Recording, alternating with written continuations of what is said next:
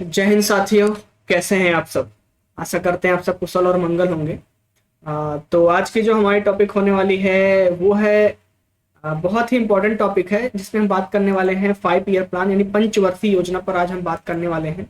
किस पे बात करने वाले हैं आज हम? पंचवर्षीय योजना पर बात करने वाले हैं। ठीक है। तो चलिए समय को ज़्यादा ना लेते हुए आज की क्लास यहीं पर स्टार्ट करते हैं। पंचवर्षीय योजना, आखिर ये पंचवर्षीय योजना थी क्या? ठीक है। तो आइए चलिए बात करते हैं। बात करें जाए पंचवर्षीय योजना, तो पंचवर्षीय योजना का अगर इतिहास देखें तो जो अर्थव्यवस्था के पुनर्निर्माण के लिए एक नियोजन के विचार में आपको 1940 और 1950 के दशक में पूरे विश्व में जन समर्थन मिलता है। क्या मिलता है? जन समर्थन मिलता है, जनता का समर्थन मिलता है, उद्योगपतियों का समर्थन मिलता है। तो 1944 में उद्योगपति जो होते हैं एकजुट होते हैं और भारत में नियोजित अर्थव्यवस्था की स्थापना करने के लिए एक प्रस्ताव तैयार करते हैं जिसे हम क्या बॉम्बे प्लान के नाम से जानते हैं, जिसे बॉम्बे प्लान कहा गया। क्या कहा गया? जिसे बॉम्बे प्लान कहा गया। ठीक है, ये बात हो गई। तो भारत की स्वतंत्रता के बाद ही नियोजित विकास को देश के लिए महत्वपूर्ण विकल्प के रूप में देखा जाने लगा। किसको?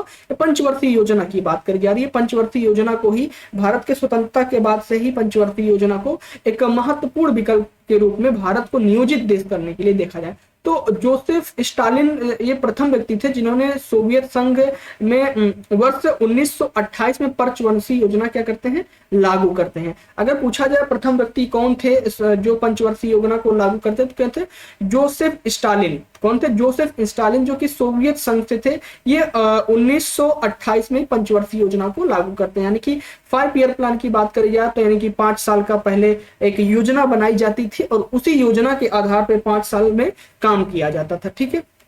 तो भारत में ने अपनी अर्थव्यवस्था के निर्माण और विकास को प्राप्त करने के लिए स्वतंत्रता के बाद यानी कि जब हम स्वतंत्र हो गए उस स्वतंत्रता के पश्चात पंचवर्षीय योजना की एक श्रृंखला तैयार करते हैं, एक श्रृंखला शुरू करते हैं। ठीक है, चलिए ये देखते हैं वो श्रृंखला क्या थी। तो पंचवर्षीय योजना का जो सामान्य विचार था वो भारत सरकार अपनी ओर से दस्तावेज तैयार करती थी। क्या करती थी कि भारत सरकार जो होती थी अपनी तरफ से एक दस्तावेज तैयार करती थी और अगले 5 वर्षों के लिए उसकी आमदनी और खर्चों की योजना बनाती थी। कहने का तात्पर्य है कि वो जो सरकार होती थी वो क्या करती थी कि 5 वर्ष का एक पहले योजना तैयार करती थी विस्तार से और उसमें खर्च, आमदनी, खर्च क्या क्या कैसे कहाँ कितना खर्च करना है यानी कि बजट के तौर पे एक बजट बनाया जाता था और एक मोटो रखा जाता था कि इस तरह हमको काम करना है, इस पे ज्यादा काम करना है, इस पे इतना खर्च करना है। यानी कि एक दस्तावेज तैयार किया जाता है। जैसे आप पढ़ने के लिए अपना जो है टाइम टेबल निर्धारित करते हैं तो उस टाइम के अकॉर्डिंग आप पढ़ते हैं कब क्या पढ़ना है, कितने घंटे क्या पढ़ना है। तो उसी तरीके से ये पंचवर्षीय योजना भी होती थी कि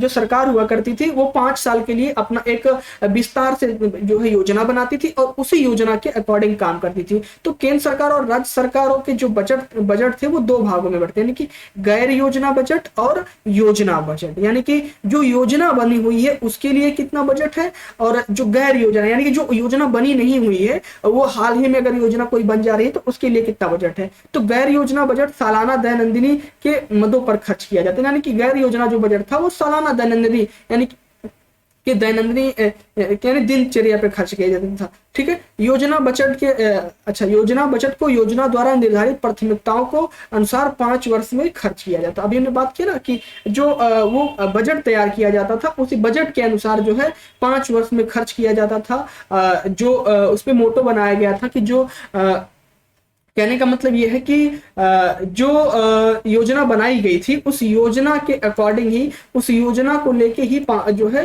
काम किया जाता था। ठीक है, इतनी बात हो गई। चलिए अब वर्ष 1971 से 2017 तक भारतीय अर्थव्यवस्था का मॉडल पंचवर्षीय योजना के आधार पर नियोजन की अवधारणा पर आधारित था। यानी 2017 तक जो है पंचवर्षीय योजना लागू थी। ठीक है। पंचवर्षीय योजना को तैयार करने और कार्यान्वित करने तथा विनियमन करने की जो कार्य योजना था उसे योजना नामक संस्था द्वारा दिया गया था। किसको? योजना नामक जो संस्था बनी थी उसके द्वारा दिया गया था। ठीक है। हाँ, वर्ष 2015 में योजना आयोग को नीति आयोग नामक थिंक टैंक द्वारा प्रतिस्थापित किया गया। यानी कि 2015 में योजना आयोग जो था वो नीति आयोग में परिवर्तित कर दिया जाता। ठीक है। नीति आयोग के ने 3 दस्तावेज प्रस्तुत कर दिए, यानी कि 3 वर्षीय एक्शन एजेंडा, 7 वर्षीय एक्शन एजेंडा और 15 वर्षीय विजन। डॉक्यूमेंट, ठीक है। ये 3 वर्षीय, यानी कि एक 3 वर्षीय एजेंडा था, एक 7 वर्षीय एजेंडा था और एक 15 वर्षीय एजेंडा था। जो योजना आयोग था वो क्या नीति आयोग में परिवर्तित हो जाता है, किसके द्वारा, थिंक टैंक द्वारा प्रतिस्थापित कर दिया जाता है, ठीक है। अब हम बात कर लेते हैं हमारी जो प्रथम पंचवर्षीय योजना थी, प्रथम पंचवर्षीय योजना का समय सीमा क्या था, वो कब लागू किया गया, इस पे आज हम बात करने वाले हैं, ठीक है। किस पे, प्रथम पंचवर्षीय योजना पर, ठीक है। तो चलिए बात करते हैं पंचवर्षीय योजना पर, ठीक है। तो जो आपका प्रथम पंचवर्षीय योजना था, प्रथम पंचवर्षीय योजना की अगर बात करी जाए तो जो प्रथम पंचवर्षीय योजना था, प्रथम पंचवर्षीय योजना अगर देखा जाए तो उसका जो समय सीमा था वो आपका 1 अप्रैल 1951 से 31 मार्च 1956 तक था। कब तक जो प्रथम पंचवर्षीय योजना थी वो कब से कब तक लागू थी, 1 अप्रैल 1951 से, यानी कि आजादी के बाद से ही हमारे यहाँ क्या होता है, पंचवर्षीय योजना लागू हो जाती है, ठीक है। तो 1 अप्रैल 1951 से 31 मार्च 1956 तक प्रथम पंचवर्षीय योजना का कार्यकाल रहता है। तो ये जो पंचवर्षीय योजना होती थी, इसका एक लक्ष्य होता था, मॉडल होता था और विकास दर होता था। विकास दर में लक्षित दर होता था, प्राप्त होता था, यानी कि जो इसका लक्ष्य था, लक्ष्य क्या था, देखिए हम आजाद ही हुए थे तो हमारे पास इतने संसाधन नहीं थे, आजाद होने के तुरंत पश्चात हमारे पास इतने संसाधन नहीं थे कि हम खाद्य पूर्ति के लिए जो है कृषि अच्छे से कर सके, हमारे पास ऐसे संसाधन नहीं थे, कृषि के औद्योगिकरण नहीं हो सका था पूरी तरीके से। तो जो लक्ष्य था वो क्या था, कृषि तथा सिंचाई संसाधनों का विकास करना था। मॉडल की बात करी जाए तो जो मॉडल था हेराल्ड डोमर मॉडल था। अब बात करी जाए लक्षित की, यानी कि उस विकास दर में इतना लक्ष्य बनाया जाता था कि इतने प्रतिशत हमको लक्ष्यता को प्राप्त करनी है। तो देखी जाए जो प्रथम पंचवर्षीय योजना थी वो बहुत ही सफल पंचवर्षीय योजना थी। तो प्रथम पंचवर्षीय योजना का जो लक्षित दर था वो 2.1% था, लेकिन जो प्राप्त होता है वो 3.7% प्राप्त होता है। कितना प्राप्त होता है, 3.7% प्राप्त होता है, ठीक है। तो ये क्या थी, जो प्रथम पंचवर्षीय योजना थी वो आपकी सबसे सफल, यानी कि बहुत ही सफल पंचवर्षीय योजना थी, ठीक है।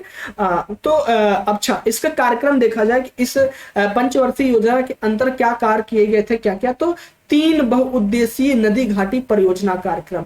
तो अच्छा, कृषि की बात करी जा रही थी, तो कृषि को बढ़ावा देने के लिए आपके हीराकुंड जो है, हीराकुंड बांध बनाया जाता है, कहाँ पे, महानदी और उड़ीसा में।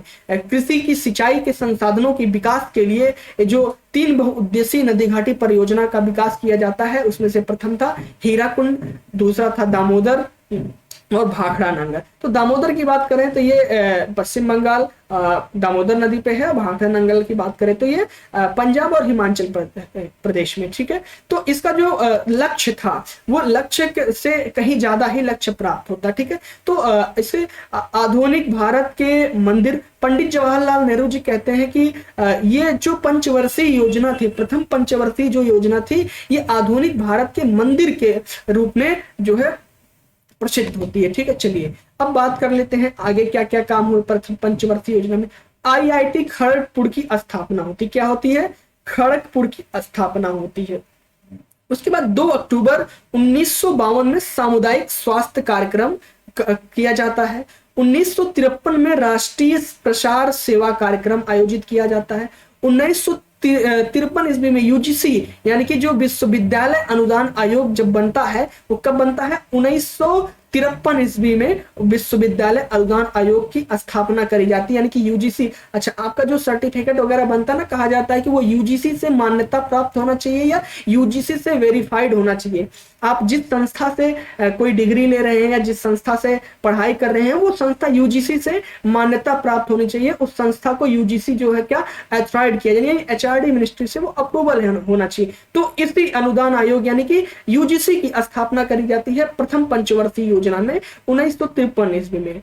इसके बाद एक फैक्ट्री तमिलनाडु में स्थापित की जाती है 1955 ईस्वी में, जो इंट्रीगल कोच फैक्ट्री, आपके जो वंदे भारत जो ट्रेन है, स्वदेशी ट्रेन है पूर्ण रूप से, वो इसी फैक्ट्री में निर्मित की गई है। किसमें, इंट्रीगल कोच फैक्ट्री। ये कहां पर है, चेन्नई और तमिलनाडु में है। आपकी वंदे भारत ट्रेन इसी में विकसित की गई है। अब हम बात करते हैं द्वितीय पंचवर्षीय योजना की, ठीक है। तो द्वितीय पंचवर्षीय योजना की बात करी जाए तो जो द्वितीय पंचवर्षीय योजना थी उसका समय जो सीमा था वो 1956 से लेके 1961 तक था। कब से कब था? 1956 से 1961 तक था। ठीक है, इतनी बात हो गई। अब लक्ष्य की बात करी जाए तो देखिए अभी तक हम औद्योगिकरण हमारा नहीं हो सका था, क्योंकि हम हाल ही में आजाद हुए थे, तो हमारे पास इतने संसाधन नहीं थे कि हम अच्छी खेती कर सके। तो उसका जो द्वितीय पंचवर्षीय योजना था उसका जो मॉडल रखा गया, वो मॉडल रखा गया कि औद्योगिकरण का विकास व तीव्र औद्योगिकरण, यानी कि उद्योगों को बढ़ावा देना है। जो हमारा द्वितीय पंचवर्षीय योजना थी उसका मेन मोटिव था कि हम औद्योगिकरण को जो है बढ़ावा दे, उद्योगों का निर्माण करें ज्यादा से ज्यादा। तो लक्ष्य यही था कि उद्योगों का विकास व तीव्र औद्योगिकरण। ठीक है, अब मॉडल की बात करें तो पीसी महालनोबिस मॉडल था। लक्ष्य दर की बात करें तो लक्ष्य जो इसका था 4.5% था, लेकिन फिर भी ये लक्ष्य के आसपास ही था। तो प्राप्तांक की बात करें तो 4.2% प्राप्त होता है, फिर भी ठीक ही था। कार्यक्रम की बात करें तो इसमें 3 इस्पात संयंत्र, यानी कि राउरकेला की बात करी जाए जो आपके उड़ीसा में है, ये आपके जर्मनी के सहयोग से राउरकेला जो है इस्पात यंत्र का जो है निर्माण किया जाता है। जहां पे अच्छा बात कर रहे थे कि उद्योगों का बढ़ावा देने के लिए, तो औद्योगिकरण को बढ़ावा दिया जा रहा था। तो 3 इस्पात यंत्र का जो है शुभारंभ किया जाता है, स्थापना की जाती है। जो प्रथम आपका था क्या था? राउरकेला उड़ीसा में जो स्थापित था, वो हमें जर्मनी देश के सहयोग से उसकी स्थापना की जाती है। भिलाई की बात करी जाए तो भिलाई छत्तीसगढ़ में होता है, और ये रूस की सहायता से। अच्छा, आप लोग कमेंट बॉक्स में बताइएगा कि राउरकेला जो इस्पात यंत्र है, इसमें ये किस उद्योगीकरण के लिए जो है इसकी स्थापना की गई थी, इसमें क्या जो है बनाया जाता था, ऐसे आप बताइएगा। भिलाई में भी, ऐसा दुर्गापुर में भी। तो दुर्गापुर यानी कि पश्चिम बंगाल में ये है, ब्रिटेन के सहयोग से इसकी स्थापना करी जाती है। ठीक है, अब बात करी जाए कि 2 अक्टूबर को देश के तत्काल प्रधानमंत्री द्वारा, यानी कि पंडित जवाहरलाल नेहरू, जो उस समय के जो प्रधानमंत्री थे पीटी नेहरू, यानी कि पंडित जवाहरलाल नेहरू, वो राजस्थान के नागौर जिलों में पंचायती राज व्यवस्था की शुरुआत करते हैं। यानी कि पंचायती राज, जैसे आपका एक ग्राम पंचायत होगा तो उसमें भी 5 साल के लिए कार्य किए जाते हैं, आपके प्रधान चुने जाते हैं, आपके बीडीसी के लोग चुने जाते हैं, उसमें सदस्य चुने जाते हैं। तो ये जो पंचायती राज की स्थापना होती है, यानी कि 1959 के पहले आपके जो देश थे उसमें पंचवर्षीय योजना तो चल ही रही थी, लेकिन पंचायती राज व्यवस्था लागू नहीं थी।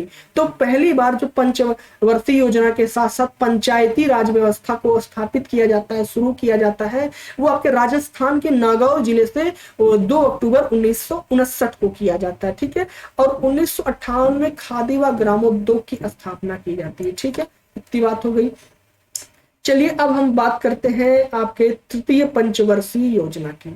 ठीक, तृतीय पंचवर्षीय योजना की बात करिए कि आत्मनिर्भरता के साथ स्वतः स्फूर्तिमान अर्थव्यवस्था, यानी कि आत्मनिर्भरता के साथ की बात करी जा रही थी। और जो मॉडल था वो था सुखमय चक्रवर्ती मॉडल, यानी कि आपको खुद आत्मनिर्भर बनना है, यानी कि जो समाज था वो आत्मनिर्भरता की ओर अग्रसर हो और स्वतः स्फूर्तिमान अर्थव्यवस्था को बढ़ावा देने में हमारा सहयोग करे, मदद करे। लक्षित की बात करी जाए, अगर लक्षित दर की बात करी जाए तो जो लक्ष्य था वो हमारा लक्ष्य था 5.6%, लेकिन प्राप्त होता है 2.4%। इसका रीजन भी है, अभी हम रीजन क्या था बात करते हैं। कार्यक्रम की बात करी जाए तो जो कार्यक्रम वो बोकारो इस्पात संयंत्र झारखंड, रूस की मदद से बोकारो इस्पात संयंत्र झारखंड में स्थापित किया जाता है। और 1964 में ही आपके आईडीबीआई यानी कि भारतीय औद्योगिक विकास बैंक की स्थापना की जाती है। और 1965 ईस्वी में एफसीआई यानी कि भारतीय खाद्य निगम, जिसपे एमएसपी पर अनाज खरीदने का कार्यक्रम चालू किया जाता है। एफसीआई में क्या होता था? कृषि की कीमत आयोग, कृषि यानी कि जो खेती होती थी उसके कीमत के लिए अनुदान आयोग बनाया गया था। ठीक है, बात करी जाए तृतीय पंचवर्षीय योजना, ये जो कि देश काल के इतिहास में सबसे असफल पंचवर्षीय योजना थी। इसके पीछे कई कारण है कि जैसे हमारा जो भारत देश आजाद तो हुआ ही, आजाद तो जैसे ही आजाद हुआ था, आजाद होने के तुरंत पश्चात जैसे हमारा जो मुल्क था वो 2 भागों में जब विभक्त हो गया, भारत और पाक, यानी कि पाकिस्तान और भारत में विभक्त हो जाता है। तो आजादी के कुछ समय पश्चात ही भारत और पाकिस्तान से एक भीषण युद्ध होता है। 1965 ईस्वी में पाकिस्तान से और भारत से भयंकर युद्ध होता है, और उसके जस्ट पहले ही 1962 में चीन के साथ हमारा युद्ध होता है। तो अभी हम धीरे धीरे उभर ही रहे थे, धीरे धीरे अपने देश की आर्थिक स्थिति को सुधार ही रहे थे, और ऐसे जो है दो महायुद्धों का पुनः मुझे सामना यानी पुनः हमें सामना करना पड़ जाता है। एक तो आपका भारत और चीन के साथ युद्ध होता है, दूसरा आपका भारत और पाकिस्तान के साथ युद्ध होता है। और उसी समय जब दो दो युद्ध हो जाते हैं और हमारा देश पूरा पूरा भुखमरी के कगार पे चला जाता है, देश में भयंकर भुखमरी आ जाती है। युद्ध तो हुए ही थे, लेकिन युद्ध के होने के साथ साथ भयंकर भुखमरी भी आ जाती है। और होता यह है कि कृषि को बढ़ावा तो दिया ही जा रहा था, लेकिन देश की आर्थिक स्थिति इतनी डैमेज हो चुकी थी, औद्योगिकरण का तो बढ़ावा दे ही रहे थे, लेकिन जब भारत और पाक का युद्ध होता है, भारत और चीन का युद्ध होता है, तो हमारी अर्थव्यवस्था पूरी तरीके से एकदम चरमरा जाती है। हम उभरे ही थे कि हमें दबा दिया जाता है पुनः। तो ऐसे 3 युद्धों का सामना हमें करना पड़ता है, तो भुखमरी इससे बढ़ जाती है। अब होता क्या कि इसी पंचवर्षीय योजना के अंतर्गत थी आपके, ये पंचवर्षीय योजना थी, इसी में ही दो महान योद्धा की बात करी जाए, दो महान समाज सुधारक की बात करी जाए, दो महान क्रांतिकारी की बात करी जाए, जैसे पंडित जवाहरलाल नेहरू यानी जो हमारे उस समय के प्रधानमंत्री थे, उनकी मृत्यु हो जाती है। क्या हो जाती है? उनकी मृत्यु हो जाती है। और ठीक कुछ समय पश्चात ही लाल बहादुर शास्त्री का ताशकंद समझौता होता है, उस ताशकंद समझौते के बाद ही उनकी मृत्यु हो जाती है। तो लाल बहादुर शास्त्री जी इसी पंचवर्षीय योजना में नारा देते हैं कि जय जवान जय किसान। जय जवान जय किसान का नारा किसने दिया? लाल बहादुर शास्त्री ने दिया। और इसी पंचवर्षीय योजना में हम 3 युद्धों का सामना करते हैं, भारत चीन का युद्ध, भारत पाक का युद्ध और भयंकर भुखमरी। ठीक है, लाल बहादुर शास्त्री जी का ताशकंद समझौता के तहत मृत्यु हो जाती है, पंडित जवाहरलाल नेहरू जी की भी मृत्यु हो जाती है। इसके बाद क्या होता है?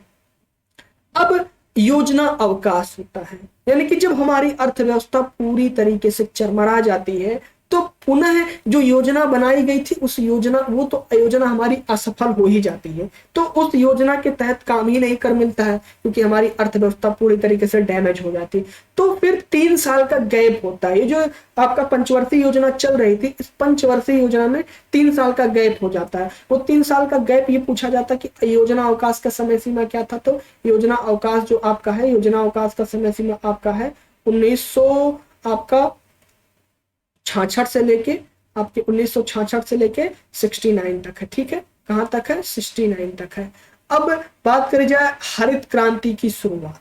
हरित क्रांति की शुरुआत इस योजना अवकाश में ही होती है 1966 और 67 में।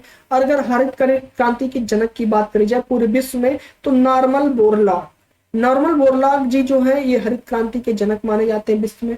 भारत की बात करी जाए तो MS स्वामीनाथन जी थे। तो MS स्वामीनाथन ये भारत में हरित क्रांति की शुरुआत करते हैं। जो फसलें थी वो गेहूं और चावल पे, यानी कि गेहूं के नए बीज को लाके भारत में संकरण कराया गया और उसमें विकास कैसे किया जाए इस पर योजना बनाई गई, यानी हरित क्रांति की शुरुआत करी गई। प्रभावित क्षेत्र जो थे पंजाब, हरियाणा और उत्तर प्रदेश थे। ठीक है, अब बात करी जाए योजना अवकाश जब खत्म होता है तो चतुर्थ पंचवर्षीय योजना आती है। अब चतुर्थ पंचवर्षीय योजना की बात करी जाए तो ये भी बहुत सफल नहीं रही है, क्योंकि हम लोग बहुत ही विपत्ति से गुजर रहे थे, तो फिर भी ठीक था। तो लक्ष्य की बात करें तो स्थिरता के साथ आर्थिक विकास।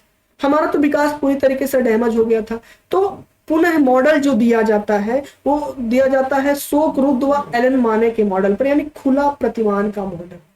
और लक्ष्य जो था स्थिरता के साथ आर्थिक विकास।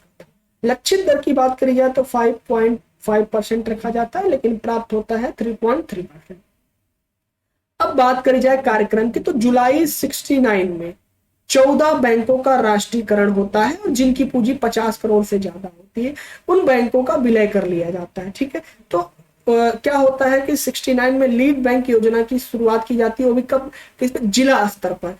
इसके बाद क्या होता है कि श्वेत क्रांति की शुरुआत होती है। श्वेत क्रांति की शुरुआत के जनक कौन है? वर्गीस कुरियन। 1970 ईस्वी में श्वेत क्रांति की शुरुआत होती है। इसके बाद भारत धीरे धीरे औद्योगिक क्रांति पर औद्योगिक क्रांति को बढ़ावा दे रहा था, अपनी आर्थिक स्थिति को सुधारने में लगा हुआ था। होता यह है कि 1944 ईस्वी में भारत का पहला भूमिगत परमाणु परीक्षण जैसलमेर पोखरण में किया जाता है, जिस पर एक बहुत ही विस्तृत मूवी बनी हुई है, द परमाणु पोखरण।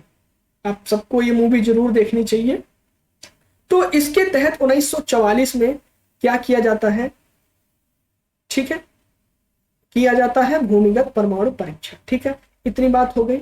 तो एक सेकेंड, आपका परमाणु परीक्षण किया जाता है जैसलमेर में। इसके बाद क्या होता है, 1973 ईस्वी में, 1973 ईस्वी की बात करी जाए कि कब, 1973 ईस्वी में, 1973 ईस्वी में आपका क्या होता है, 1973 और 74 में DPAP कार्यक्रम यानी सूखा प्रवण क्षेत्र कार्यक्रम का आयोजन किया जाता है। किसका? सूखा प्रवण क्षेत्र कार्यक्रम का आयोजन किया जाता है। ठीक है, सूखा प्रवण कार्यक्रम क्षेत्र। इसके बाद परिवार नियोजन कार्यक्रम शुरू किया जाता है। क्या शुरू किया जाता है? परिवार नियोजन कार्यक्रम की स्थापना की जाती है, परिवार नियोजन कार्यक्रम की शुरुआत की जाती है। ठीक है, इतनी बात हो गई। चलिए आगे बढ़ते हैं, आगे देखा जाए आगे क्या है।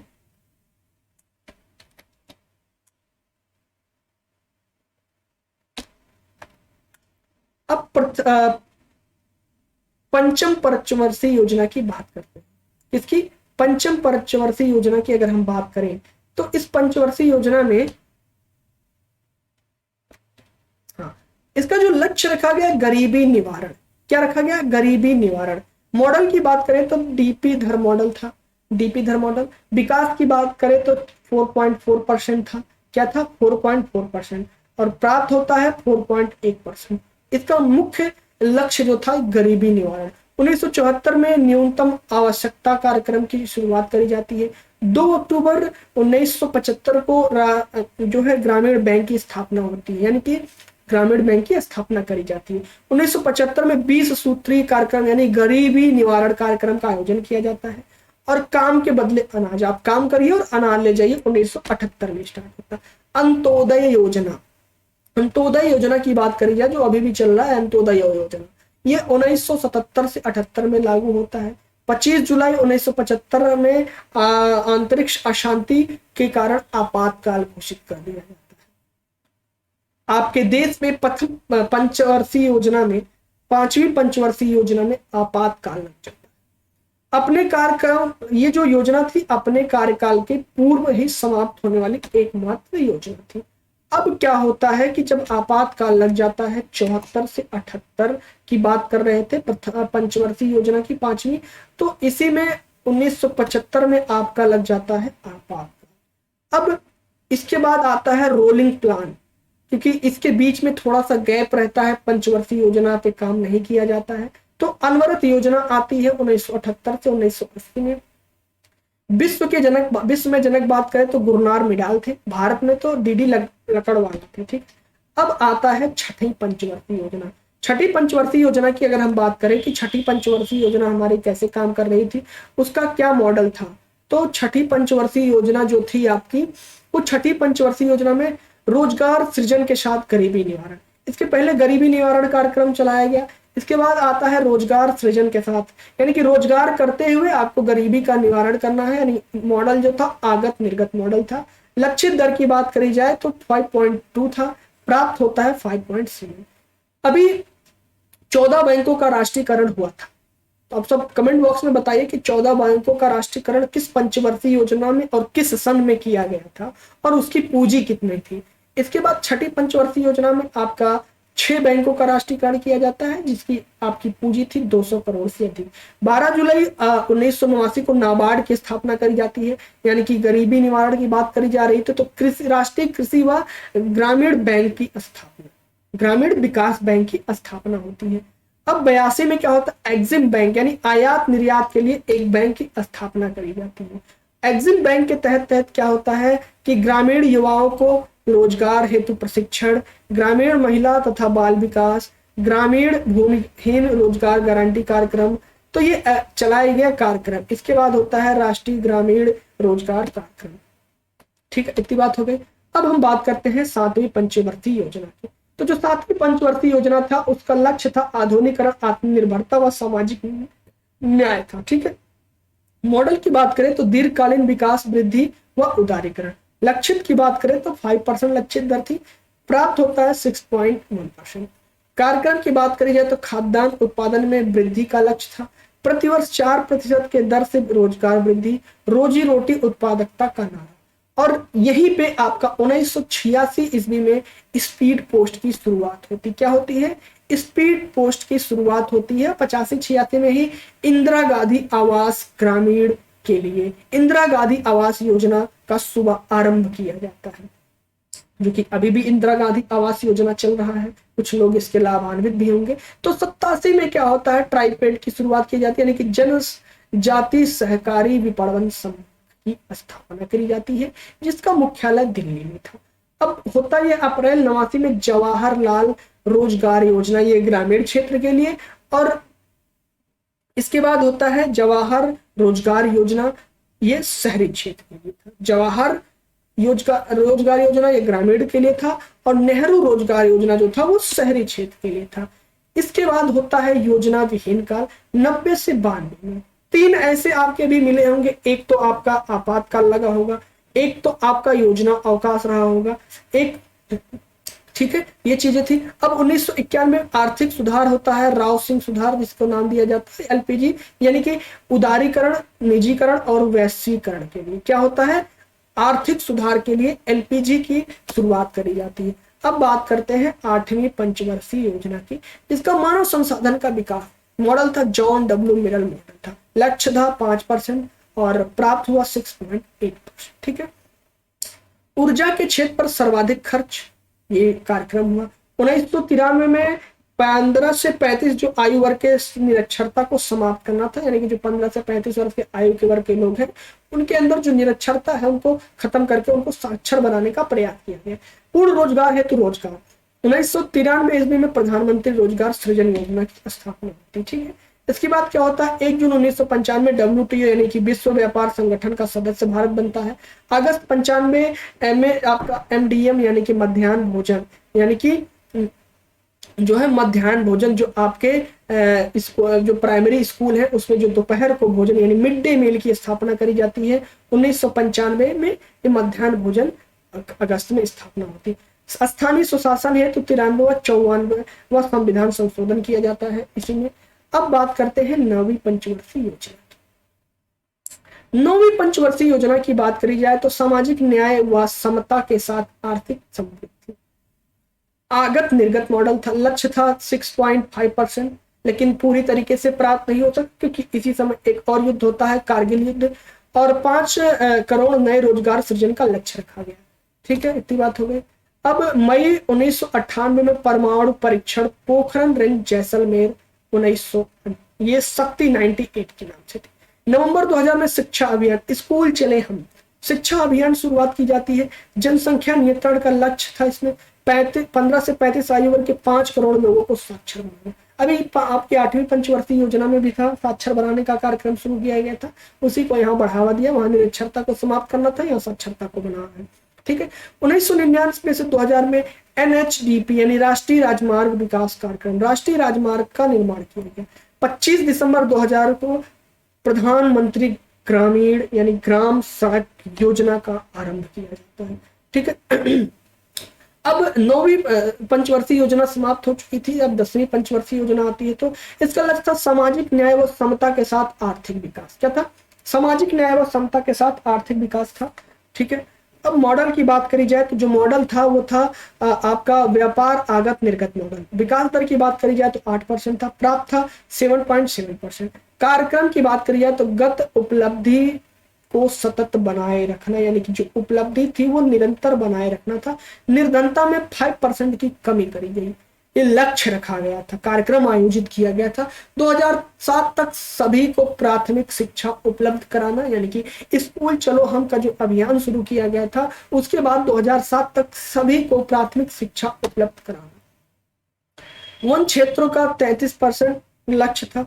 2 फरवरी 2006 को राष्ट्रीय रोजगार गारंटी अधिनियम यानी कि जिसे नरेगा कहते थे और उसी का नाम बाद में बदल मनरेगा कर दिया जाता है। तो ये आंध्र प्रदेश के अनंतपुर में सर्वप्रथम स्टार्ट होता है और 2008 में क्या होता है, ये संपूर्ण देश में लागू हो जाता है, यानी कि 100 दिन काम ही गांव में। आप देख रहे होंगे आपके गांव में भी कई जगह ये जो प्रधान जी होते हैं उनके द्वारा नरेगा कार्यक्रम चलाया जाता है, जो आपके ग्राम का विकास किया जाता है। उसमें गांव के लोगों को ही जो है जिनका जॉब कार्ड भी बनता है, वो गांव के लोगों को ही इसमें रखा जाता है जो कि काम करते हैं। तो 2 अक्टूबर यानी कि गांधी जी के उपलक्ष्य में, गांधी जयंती के उपलक्ष्य में 2009 को इसका नाम बदलकर महात्मा गांधी नरेगा यानी महात्मा गांधी मनरेगा कर दिया जाता है। ठीक है, आप देखते होंगे कि लिखा रहता होगा 100 दिन काम ही गांव में, जब गांव में काम तो शहरों में जाना क्यों, ऐसे कुछ करके कोटेशन लिखा जाता था। तो 11वीं पंचवर्षीय योजना की बात करें, तीव्र और समावेशी विकास। लक्ष्य दर की बात करें तो 9% था, जिसे घटाकर 8.1 कर दिया, ये वैश्विक मंदी के कारण बाद में फिर इसे 8% कर दिया जाता है। ठीक है, ये जो प्राप्त होता है 8% प्राप्त होता है, तो 8.8 था घटाकर। अच्छा, गरीबी की बात करें तो 15% स्तर पर लाना, जो गरीबी थी हमारे देश में उसको 15% तक लाने के लक्ष्य रखा गया। शैक्षिक बेरोजगारी की बात करें तो शैक्षिक बेरोजगारी में जो शिक्षण है, जो शैक्षिक है, जो साक्षर है, उनके बेरोजगारी में 5% की कमी करने का लक्ष्य रखा गया। जो लिंग अनुपात था पर 1000 पे काउंट किया जाता तो वो 935 स्तर पर लाना। 9 अक्टूबर 2000 को साक्षर भारत कार्यक्रम की शुरुआत की जाती है। होता यह है कि फिर 2011 में 11-12 में स्वाभिमान योजना बैंकिंग सुविधा का उपलब्ध किया जाता है। इसके बाद 12वीं पंचवर्षीय योजना आती है। 12वीं पंचवर्षीय योजना आती है तो तीव्र सतत तथा ज्यादा समावेशी विकास। लक्ष्य था 9%, बाद में घटाकर 8.2, फिर घटाकर 8.1 कर दिया जाता है। ठीक है, क्षेत्रवार इसमें विकास होता है। कृषि के लिए 4%, उद्योग के लिए 7.6%, सेवा में 9, खनन में 5.7% और विनिर्माण में 7.1% था। कार्यक्रम की बात करी जाए तो जो कार्यक्रम था वो गैर कृषि क्षेत्र में 5 करोड़ में रोजगार, राष्ट्रीय राजमार्ग का 2 लेन विस्तार करना, यानी कि 1 लेन बनती थी उसका 2 लेन विस्तार करना, सरकारी सहायक सब्सिडी यानी डीबीटी प्रत्यक्ष लाभ अंतरण के माध्यम से वनाच्छादित क्षेत्रों में वृद्धि करना। ये डीबीटी का बात करी जाए तो ये डीबीटी आप बैंकों का वो डीबीटी ना समझ लीजिए कि आधार लिंक कराना है, वो डीबीटी बात हो रही है। ठीक है, ये डीबीटी दूसरा है। ठीक है, ग्रामीण क्षेत्रों में ब्रॉडबैंड की सुविधा यानी कि इंटरनेट से ग्रामीण क्षेत्रों को जोड़ना, स्कूलों में ठहराव की अवधि यानी कि जो आपका हॉस्टल होता था उसकी समय सीमा को बढ़ाकर 1 वर्ष कर देना, और नामांकन में लिंग आधारित भेदभाव को समाप्त करना, प्रजनन पर 2.1 स्तर पर लाना, शिशु मृत्यु दर 25 प्रति 1000 जीवित जन्म स्तर पर लाना, और मातृ मृत्यु दर 100 प्रति लाख जीवित स्तर पर लाना। ये क्या था, आपके पंचवर्षीय योजना के कार्यक्रम थे। तो हमने बात किया कि आपके जो 12 पंचवर्षीय योजना थे उस पर हमने एक विस्तृत चर्चा करी। तो आप देखे होंगे कि हमारी जो पंचवर्षीय योजना चल रही थी, पंचवर्षीय योजना का शुरुआत कब हुआ, इसके में क्या क्या कार्यक्रम किए गए, इसमें क्या क्या लक्ष्य रखा गया, क्या क्या मॉडल था, क्या क्या स्थापना करी गई, और हमारा देश कैसे, और एक मोस्ट इंपॉर्टेंट क्वेश्चन बनता है कि ऐसी कौन सी पंचवर्षीय योजना है जो सबसे असफल रही और उसके असफलता के पीछे का कारण था। तो कारण पे भी हमने विस्तृत चर्चा करी कि हमने 3 युद्धों से गुजरना पड़ा, भारत पाक का युद्ध, चीन का युद्ध और भूखमरी का युद्ध। ठीक है, इसके बाद भी हम एक कारगिल युद्ध से भी जूझते हैं। इसके पश्चात भी देख सकते हैं कि आपका देश इतना सक्षम हो गया कि कोई आंख उठाकर भी नहीं देख सकता है। तो ये थी आपकी पंचवर्षीय योजना। पंचवर्षीय योजना समाप्त कर दी गई। ठीक है, 12 पंचवर्षीय योजना थे जिसपे हमने विस्तृत चर्चा करी। तो आज की क्लास हम यहीं तक रखते हैं। ठीक है, तो बाकी आपको हमारी क्लास कैसी लगी होगी अंत में आप सब कमेंट बॉक्स में कमेंट करके जरूर बताइएगा, और अपने दोस्तों तक भी इसे पहुंचाइएगा, दोस्तों तक पहुंचाइए, चैनल को सब्सक्राइब करिए और लाइक करिए और बेल आइकन को जरूर दबाइएगा। ठीक है, तो आज की क्लास यहीं तक रखते हैं। तो चलिए, जय हिंद, जय भारत, स्वस्थ रहे, मस्त रहे।